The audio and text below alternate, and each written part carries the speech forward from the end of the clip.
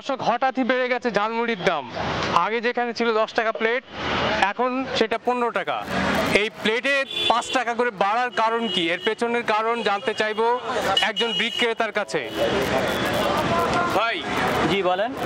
এই যে ঝালমুড়ির দাম বেড়ে গেছে, এটার পেছনের কারণ কি? এর পিছনের কারণ হচ্ছে তেলের দাম বাড়ছে, প্রত্যেকটা মালের দাম হাই। সব জায়গায় এখন সব কিছু, যেমন তেল ছিল 80 টাকা, সেই তেল এখন কিনতেছি 210 টাকা কেজি। প্রত্যেকটা জিনিসের দাম বাড়ছে, তো সেই হিসাবে আমারও বাড়াইতে হইতেছে। আগে যেই বিল দিতাম দোকানদারকে, মনে করেন 1500-1700 টাকা, সেই বিল দিয়ে এখন 3200 টাকা একই মালের বিল।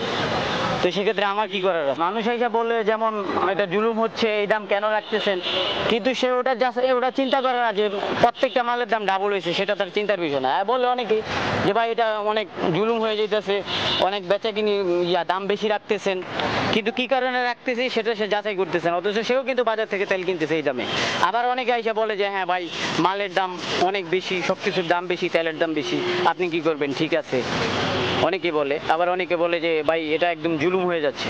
এই আর কি, এটা তো অবশ্যই প্রভাব পড়ছে। যেখানে মানুষ 3 টাকা খাইতো, সেখানে মানুষ 2 টাকা খাবে, 1 টাকা খাবে।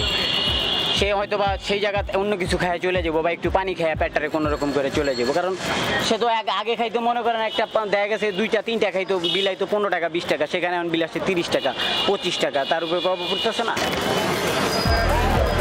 যারা আর্থিকভাবে সচ্ছল না, অনেকে আছে যে লাঞ্চ করতে পারে না, সেক্ষেত্রে দেখা যাচ্ছে যে অনেকের জন্য এটা একটু প্রভাব পড়ে, অনেকের জন্য পড়ে না।